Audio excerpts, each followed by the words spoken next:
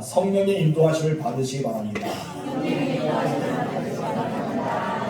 여러분 모두가 성령의 인도를 받는 사람이 되실 줄로 축복합니다. 하나님께서 기억하시는 사람은 어떤 사람일까요? 하나님께서 여러분을 바라보면서 나는 너를 기억한다 라고 하실까요? 오늘 본문에서 하나님이 기억한 사람이 있었습니다. 그 하나님이 기억한 사람은 제사장도 아니고 레위인도 아니고 그런가 해서 사도계인과 바리새인도 아니었습니다. 예수님의 제자라고 소개하지 않고 이방인으로서 로마의 군대 장관이었던 백부장 고넬료가 하나님의 기억한 바가 되었다고 이야기합니다. 하나님 앞에 기억한 바 된 사람은 하나님 특별히 이스라엘 백성들 하나님의 선민만 바라본 것이 아니라 이 땅의 모든 사람들을 바라보면서 하나님은 그들을 기억하고 계신다는 것입니다. 우리 하나님께 기억한 사람은 다른 사람이 아니라 조금 전에 설명했던 이 고넬료, 어떻게 해서 하나님이 그를 기억하게 되었을까요? 그는 로마의 백부장이었지만 하나님을 경외하는 사람이었습니다. 또한 구제와 기도에 힘썼던 사람입니다. 한마디로 하나님을 경외하고 하나님을 사랑하고 이웃에게 이웃사랑을 실천했던 사람이기 때문에 하나님은 그를 기억하신다고 말합니다. 우리 4절 말씀 보겠습니다. 시작. 천사가 이르되 내 기도와 구제가 하나님 앞에 상달되어 기억한 바가 되었으니, 여기서 고넬료가 기도한 중에 환상을 보았는데 천사가 나타나서 그 고넬료에게 말한 거예요.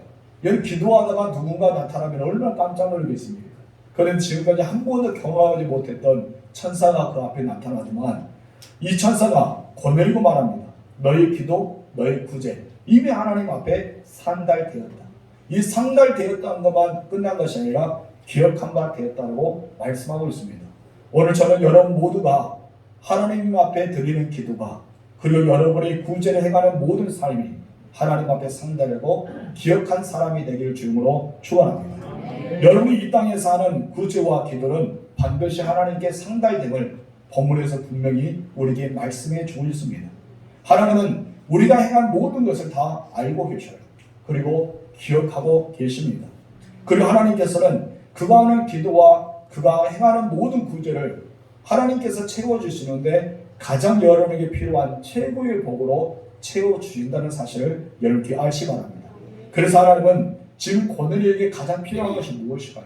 그가 부였을까요? 재물이었을까요? 아니면 어떤 것이었을까요? 이 고넬료에게 가장 필요한 것은 다른 것이 아니라 예수를 믿고 구원받는 것과 성령의 사람이 되는 것이었습니다. 그렇게 오늘 본문의 이야기를 자세히 보면 바로 고넬료에게 가장 필요한 것을 하나님이 채워주십니다. 그런데 어떻게 채워주십니까? 그가 기도한 가운데 환상을 보았는데 천사가 나타나서 너희 기도와 너희 구제가 하나님 앞에 상달되어 기억한 바가 되었다. 그래서 내가 필요한 것, 너에게 가장 필요한 것은 내가 주는데 그것은 바로 예수 믿어 구원받는 것과 성령의 사람이 되는 것이라는 것을 보여주고 있습니다. 그렇습니다. 하나님은 여러분의 기도를 반드시 들으시고 계십니다. 그리고 여러분이 행하는 모든 구제를 다 알고 계십니다. 그래서 하나님은 여러분에게 가장 필요한 것, 지금 내가 생각하고 있는 것이 아니라 가장 필요한 것을 채워주시는 하나님, 너무나 좋으신 하나님을 여러분 고백하실 줄로 축원합니다. 그렇다면 지금 고넬료에게 가장 필요한 것이 무엇이었다면서요? 조금 전에 이야기했던 것처럼 예수 믿어 구원받고 성령을 받는 것이었습니다. 그러기 위해서는 고넬료가 어떻게 해야 됩니까? 바로 복음을 전하는 자를 만나야 되겠죠. 그냥 기도만 하고 하나님을 경외한다 해서 끝난 것이 아닙니다. 여러분, 기도한다 해서 구원을 받습니까? 하나님을 경외하고 주님만을 모신다 해서 여러분 구원의 은총이 일어납니까? 아니었습니까?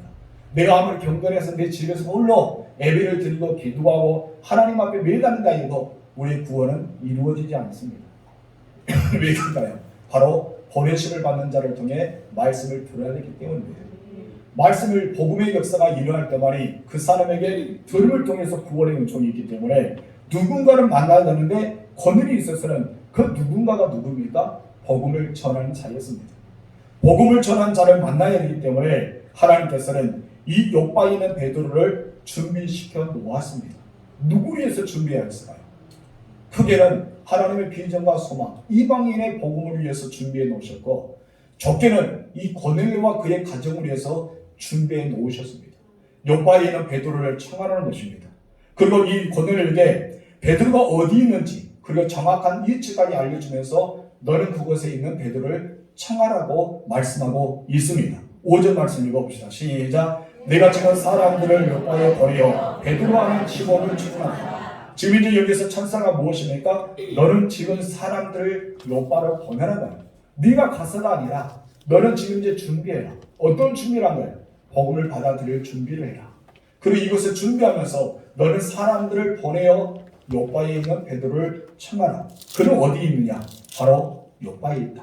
시몬은 피장집에 있다는 것을 가르쳐 주고 있습니다. 이런 하나님의 응답을 받는 고넬은 얼마나 기뻤을까요? 지금까지 한 번도 경험하지 못했던 천사가 자기 앞에 나왔습니다. 그러면서 자세하게 뚜렷하게 주의 음성을 들려주셨습니다. 여러분, 고넬의 마음이 너무나 기뻤을 거예요. 엄청 행복했겠죠. 때로는 거룩한 부담이 들었을까요? 여러분, 고넬은 지체하지 않았습니다. 그래서 즉시 사람을 어디로 보냅니까? 요바로 보내게 되었습니다. 우리 첫 번째 다 같이 읽읍시다. 시작. 보냄을 받는 사람들. 7절과 8절 본문 시작. 마지막 하던 천사가 떠나매 고넬과 집안 하인 둘과 그와 가운데 경건한 사람 하나를 불려 이 일을 다 이루고 요바로 보내니라. 아멘. 가이사랴에서 요바까지 약 50km의 거리가 됩니다. 그때 당시에는 이렇게 교통편이 좋지 않겠지만 굉장히 긴 시간을 걸었습니다. 성인 남자들이 걸어가는 시간이 한 12시간 정도 50km가 된답니다. 그런데 산을 넘고 강을 건너고 3만 길을 걷는다면 더 많은 시간이 소요되지 않을까요? 아무튼 그렇게 굉장히 오래된 거리였습니다. 그런데 고넬에게 보냄을 받는 사람들은 요바로 가라 할 때 불평하지 않았습니다.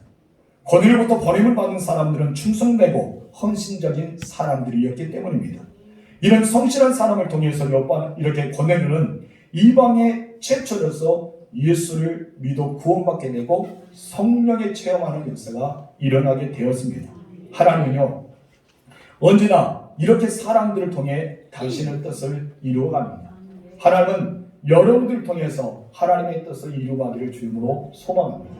우리는 그런 사람이 되어야 돼요. 하나님, 다른 사람이 아니라 나를 통해서 하나님의 계획과 하나님의 뜻과 하나님의 그 일하심을 일어나게 하옵소서.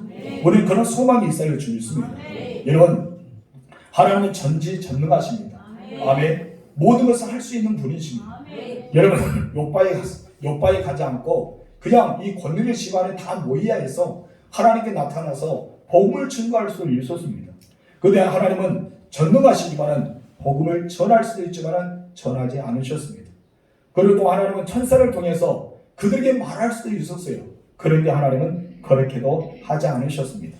하나님은 천사를 통해서 복음을 증거하는 것도 아니고 본인이 직접 가서 고넬 집안의 모든 사람에게 복음을 증거하지는 않았습니다. 하나님의 일하신 방법은요, 사람을 통해 일하십니다. 그래서 하나님은 지금 현재 사람을 통해 일하기 위해서 지금 요바에 있는 베드로를 청하는 거예요.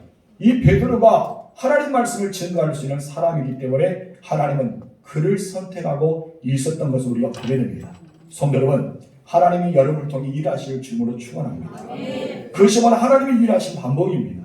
하나님은 언제나 사람을 통해 일하시고 복음을 증거할 때도 어떤 사역을 할 때도 무슨 일을 할 때도 하나님은 우리를 통해 일하고 있습니다. 우리 등전교도 마찬가지입니다. 그래서 세계 선교에 나가는 선교사도 마찬가지입니다. 수많은 일터이나 주의 백성들을 통해 하나님은 그 일을 하게 하십니다.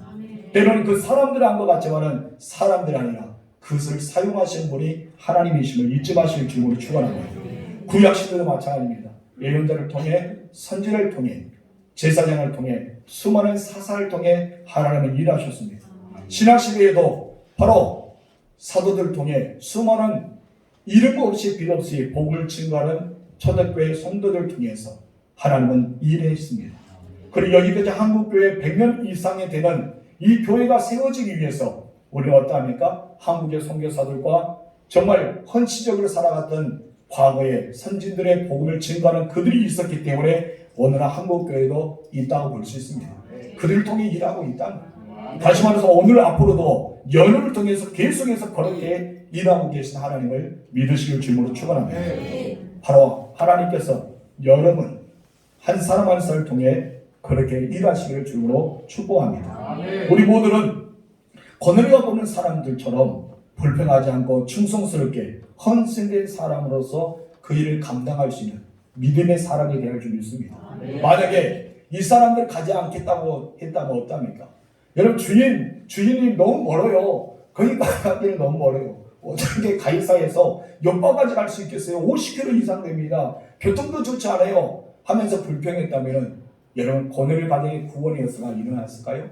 이방의 선교의 역사가 일어났을까요? 여러분 정말 고넬료는 자기의 믿을 만한 사람 그리고 하나님을 경외하는 사람을 보냈습니다. 오늘 본문의 자세를 보면은 자기가 믿을 만한 사람 하인을 몇 명 보입니까? 2명을 보내죠. 그리고 그의 군사 정말 경건한 사람 1명을 보냅니다. 한마디로 이것을 우리가 보면은 믿음이 있고 충성된 사람을 선택해서 어떻게 보면 고넬료가 그만큼 신뢰하는 사람을 보냈다고 할 수 있습니다. 하나님은 그냥 하나님의 사람을 세운 것 같아도 하나님은 그냥 사람들을 세우지 않습니다.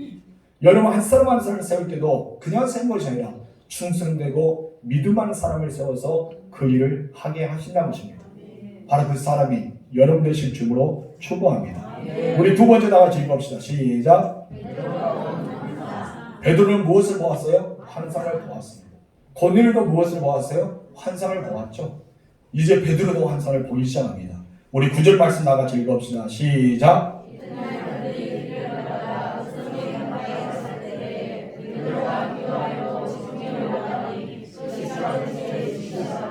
아멘. 요파에 있는 베드로가 제6시쯤 오늘 우리나라 시간은 정오 12시에 기도하기 지붕에 올라갔다라고 성경은 말하고 있습니다. 그때 고넬료가 보내는 사람들이 아직 시몬의 이 요파에 도착하지 않은 다시 이 베드로가 머물고 있는 집에 도착하지 않은 시간이라고 볼 수 있습니다. 팔레스타인 이 지붕은 평탄한 지붕이에요. 그래서 이 베드로는 다른 사람에게 방해를 받지 않기 위해서 지붕에 올라가서 기도하기 위해 그것에 올라갔던 것을 보게 됩니다. 여러분 뻥 뚫린 지붕에서 어떻게 기도했을까요? 그 더운 날씨. 여러분 더운 날씨. 우리는 이 더운 날씨에 생각하면 갑자기 스쳐가는 단어가 무엇입니까? 사마리아 여인이죠. 여러분 그렇게 뜨거운 날씨에 어떤 이 여인은 우물가에 물을 길고 나와서 누구를 만납니까? 바로 예수를 만납니다. 오늘 본문에서 이 베드로는 정오 12시에 그 뜨거운 가운데 지붕에 올라가서 하나님 앞에 기도를 드리기 시작합니다. 그때 하나님께서 어떠합니까? 그에게 보여주십니다. 무엇을 보여주십니까? 환상을 보여줍니다. 여러분 갑자기 하늘이 열리기 시작합니다. 그래 하늘로부터 한 그릇이 내려오는데 환상을 보는데 이와 같은 환상을 보기 시작한 거예요. 11절 말씀 읽어봅시다. 시작. 하늘이 열리며 한 그릇이 내려오는 것을 보니 큰 보장이 갖고 내 길을 메어 땅에 들어왔더라. 아멘. 그런데 그 보자기 같은 큰 뇌기에 들렸던 그 안을 자세하게 들어보니까 그곳에는 이 베드로가 먹고 싶은 것이 하나도 없었어요. 왜 그러냐면은 다 부정한 짐승들입니다.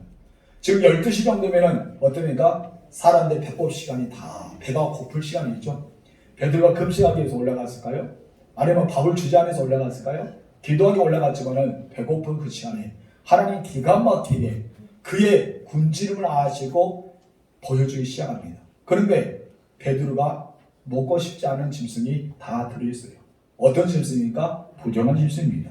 우리 12절 말씀 한번 읽어봅시다. 시작. 그 안에 땅에 있는 각종 네 발 가진 짐승과 기는 것과 공중에 나는 것들이 있더라. 유대인의 전통적으로 부정하게 여기는 짐승들이 가득 차 있었던 것을 보게 됩니다. 그런데 하나님께서 베드로에게 무엇을 합니까? 일어나서 잡아 먹으란 거예요.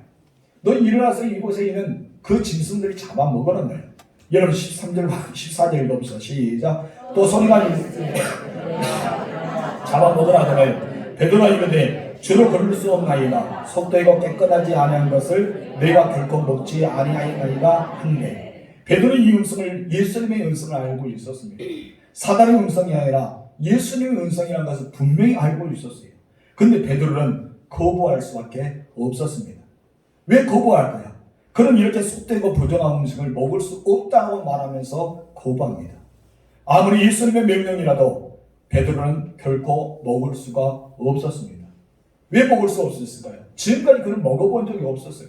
여러분 이렇게 속되고 부정한 것을 먹어본 적이 없고 아예 먹으려 생각지 않고 그에 가까이 가지도 않았던 사람이 베드로입니다. 그 후에 두 번째로 세 번째로 연속적으로 주의 음성이 들리기 시작합니다. 15절 16절 읽어봅시다. 시작. 또 두 번째 소리가 있어 하나님께서 깨끗하게 하신 것을 내가 속되다 하지 말라 하더라. 이런 일이 세 번 있으므로 그 그릇이 그 하늘로 올라가느니라. 주님은 계속해서 말합니다. 잡아먹으라. 베드로는 계속해서 무엇입니까? 싫습니다. 나는 잡아먹지 않겠습니다. 그러자 예수님께서 무엇이랍니까? 야, 하나님께서 깨끗하고 했는데 네가 왜 그것을 속되다 하느냐? 하나님께서 정하다 했는데 왜 너는 그것을 잡아먹지 않느냐? 이것을 계속해서 이야기한 거예요. 이런 일이 세 번이나 반복되었다고 설명합니다. 조금 이야기했지만 사단의 음성, 유혹이라면 정확하게 부인해야 되겠죠. 그리고 거절합니다. 근데 베드로는 알았어요. 누구의 음성이라는 것을? 주의 음성이라는 것을. 하나님께서 그가 원하는 것을 알고 있었습니다. 알고 있음에도 불구하고 거절할 수밖에 없었다는 것입니다. 여러분 베드로가 이것을 보게 되면 베드로 안에 전통과 편견이 가득 차 있었던 것을 보게 됩니다. 우리들도 그럽니다. 내가 경험했던 것, 내가 알고 있었던 것, 내가 지금까지 꿈을 꾸고 있는 것이 우리에게 가득 차 있습니다. 그런데 주의 음성이 들려요. 그것을 버려라. 이것을 행하라. 그럼 우리 안에서 무엇입니까? 내가 지금까지 살아왔던 전통이 있는데, 그런 내 안에 편견이 있는데, 그것을 가지고 이 말씀과 부딪힐 때 주님 그럴 수 없습니다. 난 그것을 하지 못합니다. 난 그것을 잡아먹지 못합니다 하면서 거절할 때가 많다는 것입니다. 우리의 모습도 다 그렇다는 것이죠. 주님은 베드로에게 짐승을 잡아라 먹으라는 것입니다. 이것은 더 나아가서 이 짐승을 먹으라는 것을 친히 말씀한 것이 아니라 이방인에게도 나가서 복음을 전하는 뜻을 알려주기 위해서 부정한 짐승에 대한 것을 보여주신 것입니다. 근데 베드로는 깨닫지 못한 거예요. 그냥 먹을 것만, 지금 이제 눈에 보이는 것만 이야기하기 때문에 결코 그럴 수 없습니다 하면서 전통과 편견이 먼저 자기 마음을 사로잡았던 것을 보게 됩니다. 주의 말씀을 들을 때 우리는 아무 생각하지 말아야 됩니다. 오직 말씀의 귀를 기울이면서 하나님 내게 주신 말씀을 받아들일 때 아멘 되는 것입니다. 우리는 베드로처럼 전통과 편견을 가지고 있으면 여러분 그 짐승에 대해서 잡아먹을 수 있을까요? 예수님의 음성이라는 것을 알고 있으면서 하나님의 속되고 깨끗한 것을 알고 있으면서도 노할 때가 많이 있다는 것입니다. 여러분 복음도 마찬가지입니다. 복음은 어떤 특정이나 어떤 특정 사람이나 어느 민족에 전한 것이 아닙니다.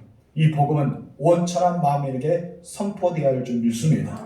우리 마가복음 16장 15절 말씀 읽어봅시다. 시작.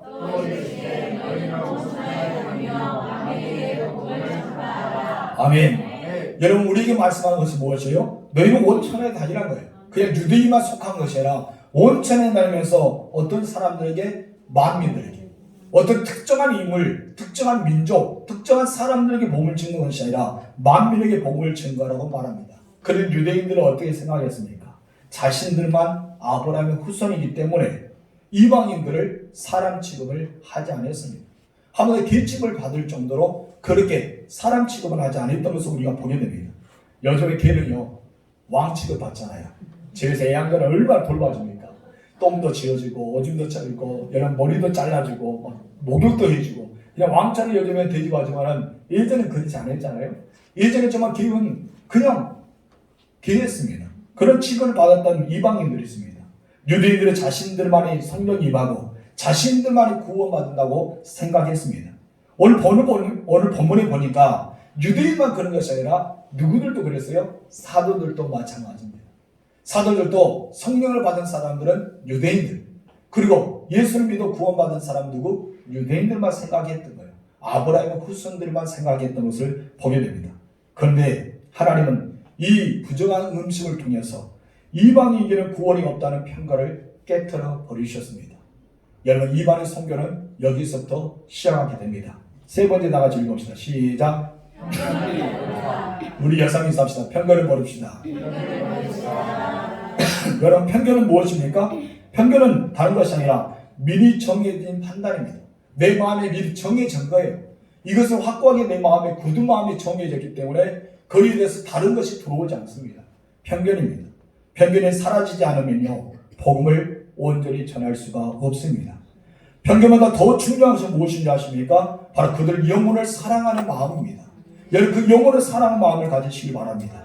그런데 오늘 본문에서 이 베드로와 유대인들만이 가지고 있는 편견이 있었습니다. 그 편견은 무엇입니까? 부정한 것을 많지도 않고 부정한 사람과 가까이 하지도 않는다는 것입니다. 그런데 이 사람들만 아니라 바로 우리에게도 편견이 있지 않는지 여러분을 들여다보시기 바랍니다. 우리는 복음을 증거할 때 누릅니다. 저 사람 안 돼. 저 사람 복음을 증거할 수 없어. 우리는 내 마음으로 단장시켜버립니다. 저 사람 우리 교회 나와서는 안 돼. 편견을 가지고 그 사람 우리 교회에 와서는 안 된다고 우리가 스스로 닫아버릴 때가 있습니다. 이제는 제가 전도사를 심무하는 교회가 있었는데 어떤 중직자가 어떤 예수 믿기 위해서 오셨어요. 근데 그게 대놓고입니다. 당신 왜 여기 와? 당신은 우리 교회 올 사람이 아니야. 와서는 안 돼. 나가. 라고 하는 거예요. 저는 얼마나 깜짝 놀랐는지 모릅니다. 여러분 많은 사람 앞에 그렇게 이야기했던 그 사람은 그것까지 오기 위해서 얼마나 마음을 다짓고 왔겠습니까? 그런데 그 사람이 그 앞에서 그렇게 이야기하니까 제가 너무나 놀랐어요. 그럼 제가 그랬습니다. 장로님 무슨 말입니까? 이곳은 하나님의 교회입니다. 많은 사람이 와야 됩니다. 어떻게 그렇게 용기가 나는지 몰라도 그런 이야기를 했는데 그분의 과거에 대해서 이야기하더라고요. 저 사람은 이렇게 살아왔기 때문에 이렇게 정말 사람처럼 살아가지 못했기 때문에 그렇게 이야기했습니다. 그런 말 하는데 그래서 우리는 무엇을 생각합니까? 여러분 그럴지라도 하나님은 모든 사람이 구원받기를 원한다는 것입니다. 우리는 편견이 있습니다. 저 사람 안 돼. 저 사람 우리 교회 나오면 안 돼. 이런 편견을 가지고 있기 때문에 우리는 내 마음에 스스로 복음의 담을 쌓아버립니다. 그들의 복음을 증거했는데 내 마음을 복음의 담을 쌓아버리는 거예요. 더 이상 나가지 못하고 생각하지 못하고 복음을 증거할 수 못하도록 마음의 담과 입의 담과 그런 내가 걸어가야 될 담을 다 쌓아버리기 때문에 여러분 우리는 복음을 증거하지 못할 때가 있습니다. 그런 모습이 누구에게 발견됩니까? 오늘 베드로를 통해서 하나님의 속되다 했는데 하나님 깨끗하게 했는데 너를 왜 잡아먹지 못하냐 할 때 베드로는 절대 그럴 수 없습니다. 우리는 편견이 내 마음을 사로잡을 때가 많다는 것입니다. 그래 예수님은 베드로에게 무엇을 합니까? 일어나 잡아먹으라 거예요. 일어나 잡아먹으라. 그럴지라도 이렇게 부정하고 너희가 전통에 따라서 지금까지 잡아먹지는 못한 짐승이라 할지라도 잡아먹으라는 것입니다. 편견 없이 영혼을 사랑하는 것이죠. 너희 편견을 버리라고 말씀하신 것입니다.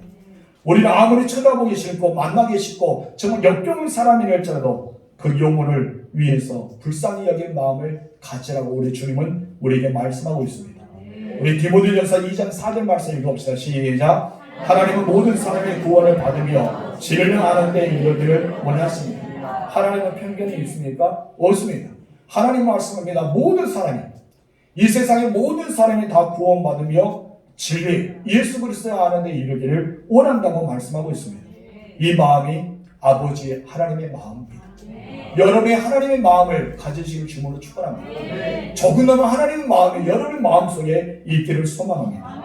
우리는 이 마음을 알기 때문에 편견을 버려야 된다. 편견은 우리의 영광을 어둡게 만듭니다. 우리의 마음에 진리가 진리되지 못하게 닫아버립니다. 사람과 지역과 인종에 대한 편견을 우리는 버리지 않는다면 그것이 복음의 발을 더 이상 걷지 못하도록 스톱시키고 말기 때문입니다. 예수님은 사람들이 대신해서 편견이 없이 대하셨습니다. 바리새인과 같이 식사도 하고요. 여러 가부들과 나그네와 주말을 선대받은 사람과 부유한 자와 친구가 되셨습니다. 그들이 교만해서 예수님을 멀리했지 예수님은 한 번도 그들을 멀리한 적이 없었습니다. 회당에 가르치기도 하고 그들과 함께 친구가 되기 위해서 가까이 가셨습니다. 그런데 우리들은 어떠합니까? 예수는 모든 사람의 친구가 되기 원하지만 우리는 편견 때문에 거리를 줄 때가 얼마나 많습니까? 내 마음의 문을 닫아버리고 그들을 가까이 못할 때가 너무 많다는 것입니다. 예수님께서 오늘 본문의 말씀처럼 여러분의 환상 중에 부정한 짐승을 보여주면서 잡아먹으라고 말씀하신다면 여러분은 무엇이라고 대답하겠습니까? 베드로처럼 절대 그럴 수 없습니다. 나는 태어나서부터 지금까지 한 번도 부정한 음식을 먹어본 적이 없고 앞으로도 그렇게 먹지 않을 것입니다. 주님 나 안 해요. 안 먹어요. 우리의 모습이 아닙니까? 여러분 말씀이 비춰지며 우리는 달라야 됩니다. 그렇다면 주님 지금까지 내가 먹지 않았지만 주께서 속되고 깨끗하게 한다면 나는 먹겠습니다. 우리는 그런 사람이 되어야 할 줄 믿습니다. 성도 여러분, 여러분 안의 편견을 버리실 주으로 축원합니다. 네 번째 다시 읽읍시다. 시작. 여러분 모두가 성령이 인도하심 받는 사람이 되길 주으로 축원합니다. 고넬료 이 백부장은 베드로를 만나게 된 것은 어쩌면 한 영화 속의 장면과 같습니다. 그러잖아요. 정말 놀랍지 않습니까? 영화 속의 장면이 쑥 지나간 것 같이 어떻게 그렇게 되었을까요? 철저하게 성령의 인도하심에 따라서 한치의 오차도 없이 정확하게 하나씩 이루어진 것을 보게 됩니다. 베드로가 환상을 보고 의아해하고 있을 때 마침 고넬료가 보내는 사람이 도착하잖아요. 여러분 어떻게 그렇게 맞을 수가 있을까요? 여러분 먼저 고넬료가 응답받았을까요? 베드로가 응답받았을까요? 고넬료가 먼저 응답받았죠. 하나님께서 고넬료에게 말씀하십니다. 야, 너 보내. 사람을 보내. 요바에 있는 베드로가 거기에 머물고 있어. 널 그곳에 보내면 너를 위해서 복을 증거하는 자, 너를 위해서 기도해 줄 사람, 내가 너에게 구원의 선물과 성령의 은혜를 내려줄 사람이 거기 있어. 사람을 보내라고 말씀합니다. 그래서 고넬료는 지체하지 않고 응답받은 즉시 바로 보냅니다. 말씀에 순종한 사람이었죠. 바로 보내요. 그러나서 이제 그 사람들이 거의 집에 도착했을 때 하나님 기가 막히게 베드로에게 환상을 보여줍니다. 환상을 보면서 부정한 음식을 너 잡아먹으라. 바로 이방인들을 대우하는 그 방법에 대해서 가르쳐줍니다. 하나님은 모든 이방인들을 예수의 십자가의 피로 깨끗하게 씻겨주셨다는 사실을 베드로 통해 알려주신 것입니다. 여러분 이것은 한치의 오차도 없었습니다. 정확히 하나님은 일하신 방법은 철저하고 정말 예민하고 그리고 너무나 아름다운 방법으로 지나가고 있습니다. 베드로가 환상을 보고 의아해하고 있을 때 마침 고넬료가 보낸 사람, 충성스러운 사람들이 집에 도착하게 됩니다. 우리 17절, 18절 시작.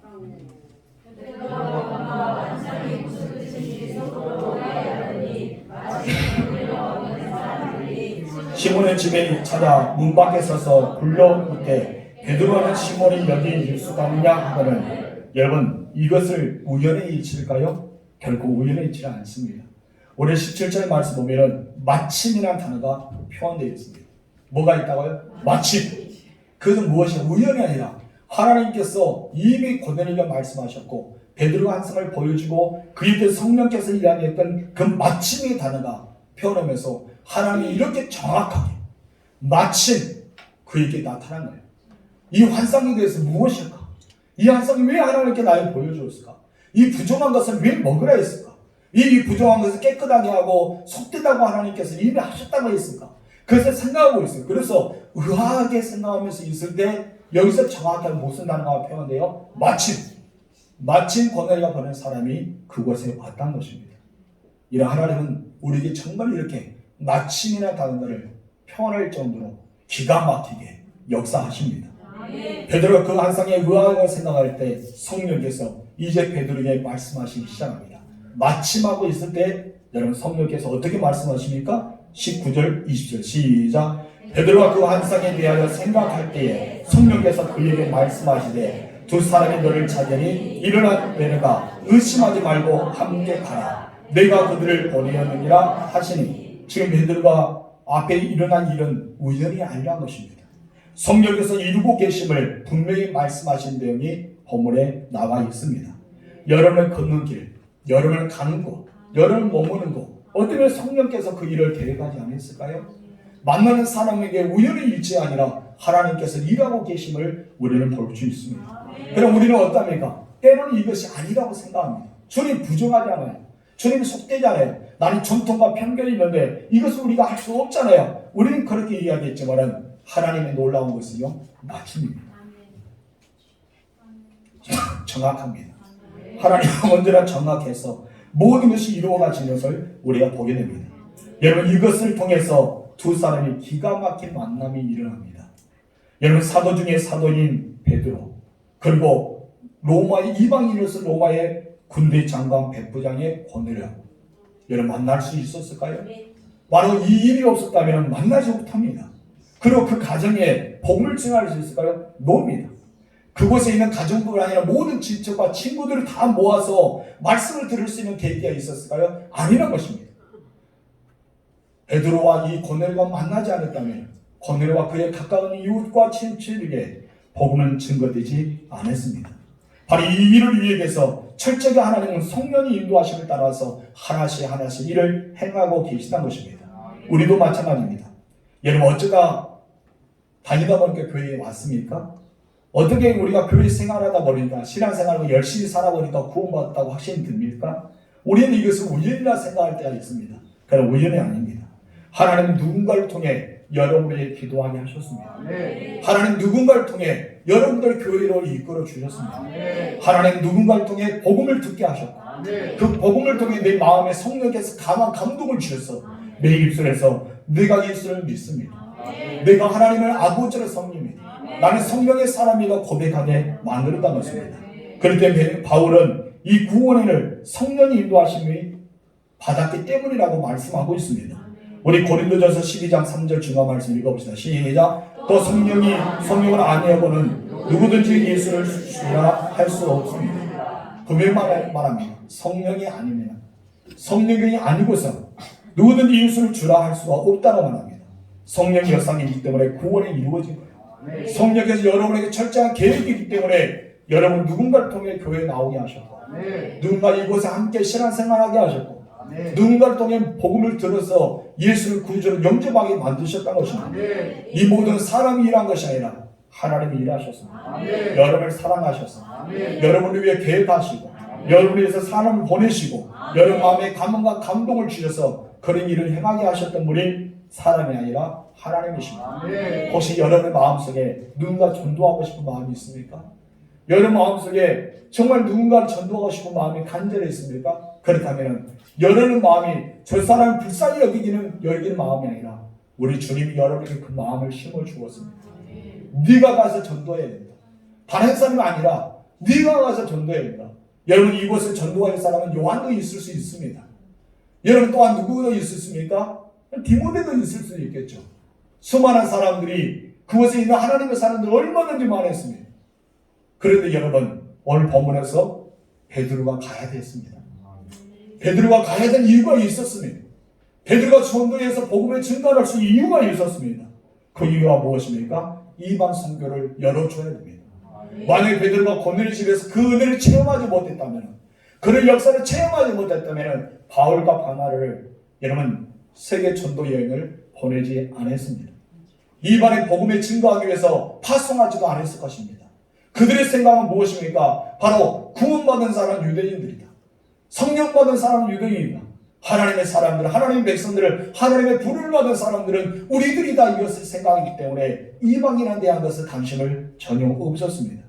그런데 여러분 이 사건을 통해서 베드로가 달라지기 시작합니다. 베드로가 변화되기 시작합니다. 그의 눈이 유대인이 아니라 이방인 선교로 눈이 열려지기 시작합니다.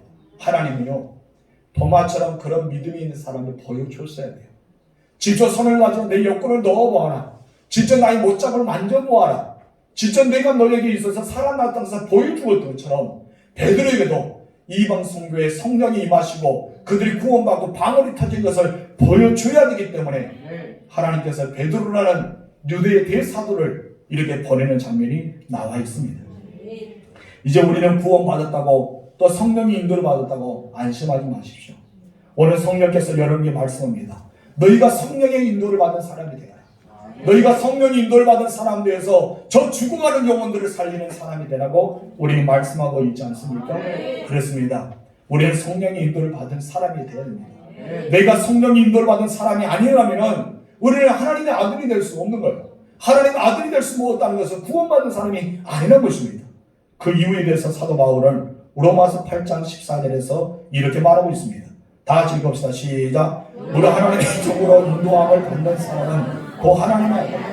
하나님의 영으로 인도받는 사람이 하나님의 아들이란 거예요. 교회 다닌다 해서 하나님의 아들이 아닙니다. 봉사하고 헌신하고 우리가 헌금 잘한다 해서 하나님 백성이 되는 것이 아니란 것입니다. 성령 인도를 받는 사람이 그 마음의 문을 열어서 하나님의 자녀가 되고 우리가 봉사하고 또 헌금 생활하고 우리 하나님 앞에 충성들에게 살아갈 수가 있기 때문입니다. 예수 그리스도를 믿고 있는 사람들은 반드시 성령의 사람이 되어야 될 줄 믿습니다. 하나님의 성령의 인도를 받은 여러분 되실 주님으로 축원합니다.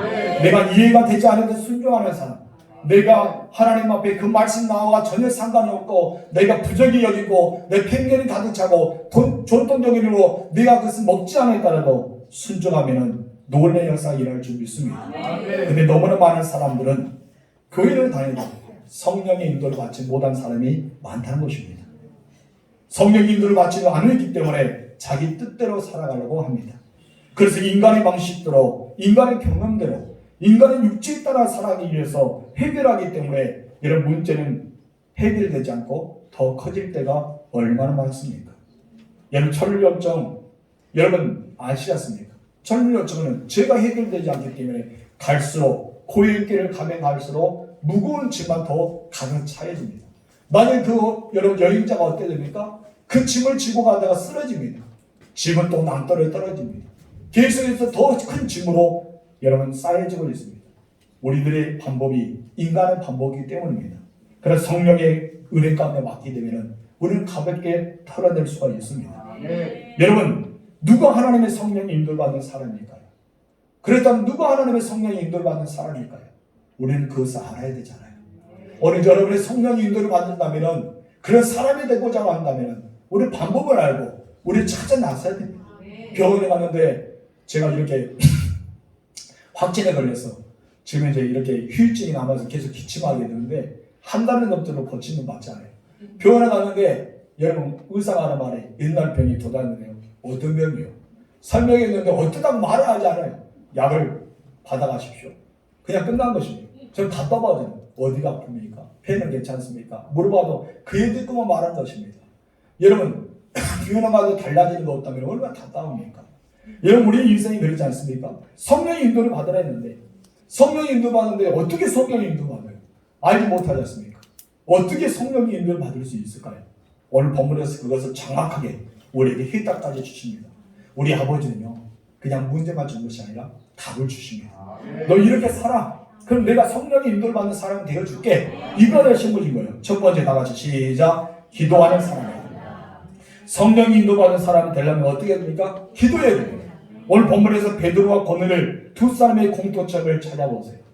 공통점을 찾아본다면 먼저 고넬은 무엇을 하고 있었어요? 기도하셨습니다. 기도할 때 천사가 나타났습니다. 베드로가 12시에 무엇을 하고 있었어요? 기도하고 있었어요. 기도할 때 항상 보여줍니다. 만약에 베드로와 고넬과 기도하지 않았다면 어떻게 되었을까요? 그들은 아무 일도 일어나지 않았겠죠.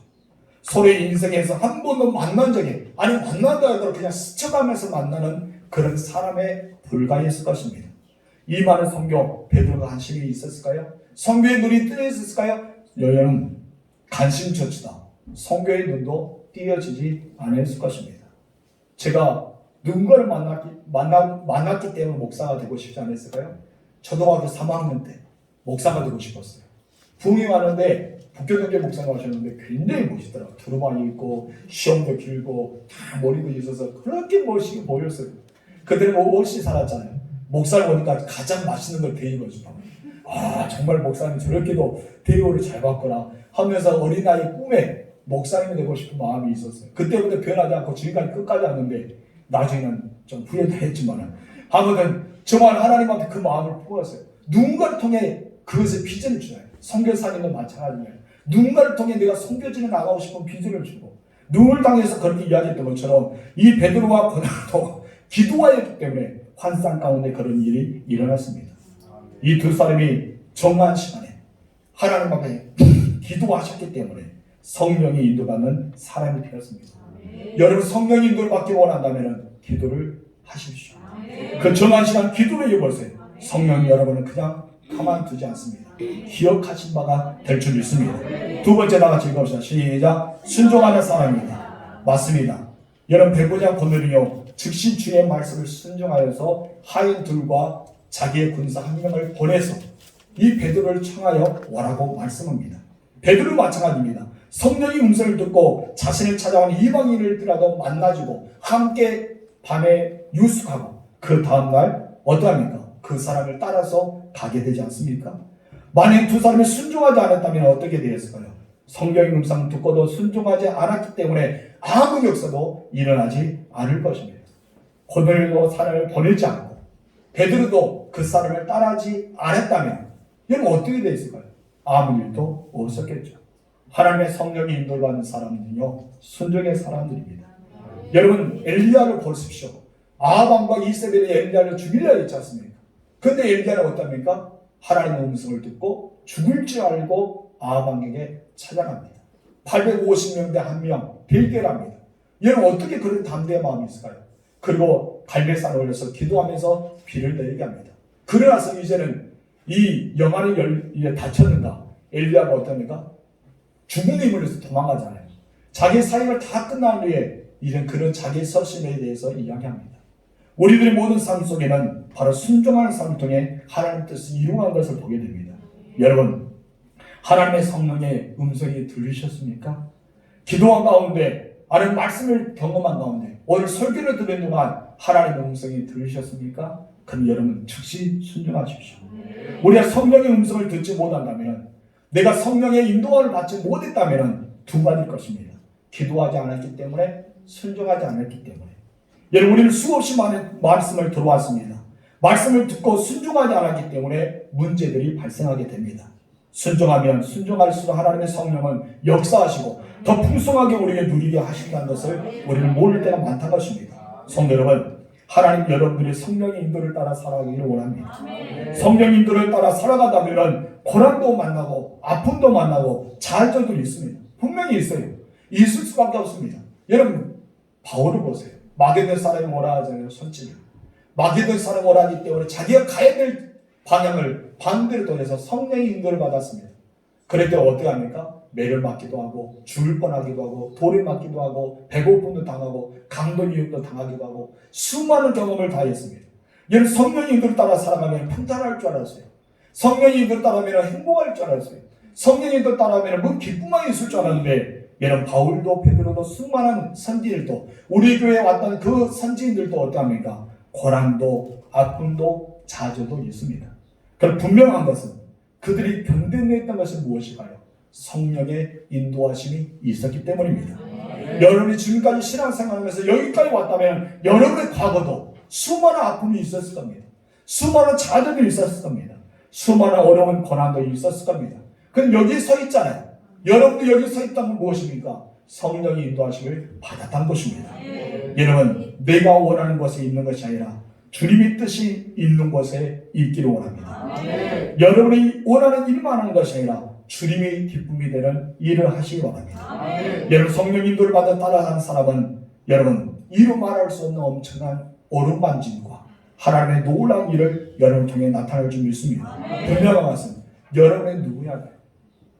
내가 누구냐고요. 저는 여러분들의 성령의 사람이 되길 원합니다.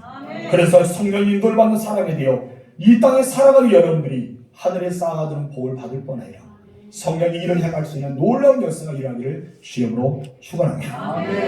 기도하겠습니다. 참 좋으신 나의 하나님 아버지, 감사합니다. 우리는 똑같은 말씀을 듣고 똑같은 은혜를 받았지만은 어떤 사람은 성령의 인도를 받은 사람도 있고 어떤 사람은 그러지 못한 사람이 있습니다. 이번에 성교의 역사는 일어났던 것은 바로 고넬료와 베드로가 기도하였기 때문에, 그 말씀을 순종하기 때문에 그런 놀라운 역사가 일어났습니다. 주님, 내가 주님 앞에 서 있습니다. 내가 고넬료처럼 베드로처럼 기도의 사람이 되게 하옵소서. 내가 그 두 사람처럼 순종의 사람이 되게 하옵소서. 즉시 말씀에 순종해서 내 편견을 깨뜨리고 나의 전통의 신앙을 무너뜨려서 오직 주님의 말씀에 맞추어져서 내가 원하는 일이 아니라 주님이 기뻐하시는 일을 하게 하옵시고, 내가 원하는 곳에 있는 것이 아니라 주님이 뜻하는 곳에 서 있는 자가 되고 주님께서 원하신 대로 나라를 이끌어가는 성령의 인도를 받는 사람이 되게 하옵소서. 저들이 하나님께서 성령의 인도를 받을 때 하나님이 그건 놀라운 역사를 체험하게 하옵시고 하늘에 쌓아두신 복을 부어주시사 저들이 이 땅에서 많은 사람에게 내가 하나님의 성령의 인도를 받았더니 이런 역사가 일어났다고 고백하는 하나님의 사람들이 되게 하옵소서. 하나님 아버지, 저들의 기도와 저들의 구제와 저들의 헌신과 저들의 충성을 기억하여 주시사 하나님 저들이 필요한 가장 좋은 것으로 채워주시옵소서. 우리 구주 예수님의 이름으로 기도합니다. 아멘. 우리 봉헌 찬송 49장 1절 부르심으로써 예물 드리겠습니다.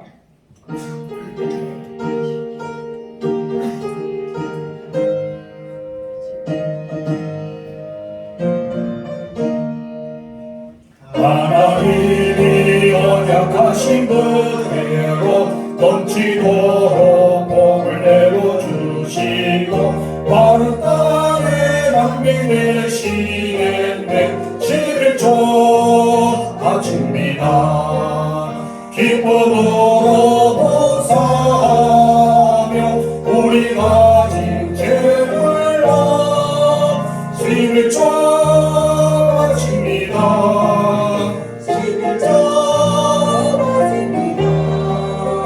우리 하나님 되시는 분 살것이 없겠네. 아멘. 우리 다 같이 일어나서 봉헌사의 고백을 하나님께 드리겠습니다. 나와 내 백성이 무엇이기에 이처럼 즐거운 마음으로 드림이 있었나이까. 모든 것이 주께로 말미암아 싸우니 아멘. 참 좋으신 나의 하나님 아버지 감사합니다. 하나님 사람들이 하나님의 자리에 나와 말씀을 들은 것도 예배를 드린 것도 감격과 감사인데 우리의 삶 속에 하나님께 주시는 물질을 따라서 하나님 앞에 귀한 예물을 드립니다. 11절 드리는 최정인 권사님, 양교찬 집사님, 박주자 집사님, 김기현 집사님, 양유미 집사님, 이군 집사님의 11절 받으시고 마라기 3장 10절에 이하의 복이 이 많은 역사가 일어나게 앞서서 성교예물 드립니다. 박존자 집사님, 하선희 권사님, 김승현 집사님, 최진수 권사님, 박현윤 집사님, 김연식 권사님, 최정인 권사님, 박매일 집사님, 김기현 집사님, 양유미 집사님, 박영철 집사님, 박양은 집사님 하나님 예물을 받으시고 성교의 예물을 증가하는 주의 종들에게 하나님 전달되었을 때 그들이 미자리 교회 목회자나 성교에서 힘을 얻어 더 귀한 사역을 잘 감당하게 도와주시고 이렇게 성교 후원자가 되는 주의 백성들에게는 주님께서 말씀했던 것처럼 더욱더 차고 흔들어 누리고 안겨주는 복을 받아 누리게 허락하옵소서. 하나님 앞에 귀한 감사 예물을 드립니다. 감사는 나는 영화롭게 한 자에게 더 큰 감사를 허락하여 주신다 했으니 오늘도 감사함을 드리는 주의 종들에게 더 큰 감사가 일어나게 하옵소서. 과필 남는 정명수관에 주님 동의하심을 감사드립니다. 영육간에 강건하게 하시고 성령 충만함을 이끌어 주옵소서. 자녀들의 축복의 삶을 이끌어달라는 그대로 되어지게 하옵소서. 박종병 장로님, 한전영 권사님 모든 것이 주님의 은혜요 감사합니다 고백하오니 앞으로도 모든 것이 주님의 은혜요 감사가 되게 하옵소서. 박정천 할사 나사님 권사님 주님 은혜 감사합니다 고백하오니 그 은혜가 그 가정에 머물게 하옵소서. 김승희 할사님, 최진 권사님 범사에 감사합니다 고백하오니 범사에 감사할 일이 많이 생기게 하옵소서. 춘자 권사님 주님 은혜 감사합니다 늘 감사가 넘쳐나는 삶이 되게 하옵소서 고백하오니 범사가 감사가 되게 하옵소서. 황재순 권사님 주님 은혜 항상 감사합니다 고백하오니 항상 그 은혜가 이 머무는 자료가 되고 늘 은혜 안에 살아갈 수 있도록 역사하옵소서. 박현웅 지사님, 김연선 권사님 감사함을 들으니 무한한 감사가 그의 삶 속에 나타나게 하옵시고 이용결 지사님, 박기정 지사님도 감사하며 고백하오니 무한한 감사가 그의 삶 속에 나타나게 하옵소서. 박미영 지사님 범사에 감사합니다 고백하오니 범사에 감사함이 많이 생기게 하여 주시고 김기현 지사님, 양념일 지사님 하나님은 나의 피난처시여 힘이시오 환난 가운데 큰 도움이시오 고백할 수 있게 하여 주심을 감사하며 고백하오니 그와 같은 신앙 고백이 계속해서 일어날 수 있도록 역사하여 주옵소서. 문명을 하나님께 감사를 드립니다. 주께서 하시오리 드리는 손길에 복이 있게 하여 주시고 감사를 드린 모든 자에게 하나님의 놀라운 복이 임하게 허락하옵소서. 생일 맞이에 감사를 드립니다. 순수의 쌀이 하나님께서 우리 집사람이 지금 90평생 함께하여 주심을 감사드립니다. 더 강건하게 모세처럼 눈이 흐리지 않고 기력이 쇠하지 않도록 강건하게 도와주시고 언제나 믿음의 자리에서 기도의 자리에서 하나님 앞에 충성된 여정이 되게 하옵소서. 최재인 권사 1점을 드립니다. 솔로몬의 응답하신 같이 응답의 역사가 일어나게 하옵소서. 하나님 구역의 헌금을 드립니다. 1구역, 2구역, 4구역 하나님 이 구역의 헌금을 받으시고 하나님 역사하여 주시사 구역을 드리는 모든 구역마다 하나님 풍성한 은혜가 그 가정마다 임하게 허락하옵소서. 소동을 시사회 모든 성도들의 주의름을 드립니다. 하나님 받으시고 하늘 무릎 활짝 열어있사 저들이 이 주행을 드리는 모든 성도들에게 풍성한 은혜가 임하게 하여 주옵소서. 하나님 아버지 드리고 싶으나 드리지 못한 마음을 하시지 않습니까? 물질이 없기 때문입니다. 그들이 물질을 주시사 드림의 축복을 허락하여 주시고 또 믿음을 주시사 드림의 축복을 경험하게 하옵소서. 우리 구주 예수님의 이름으로 기도하옵나이다. 아멘. 우리 5장 찬송 부르겠습니다. 이 천지가 마음을 들어 복 주시는 주 여호와 전능 성모 성령 성령 찬송하고 찬송하세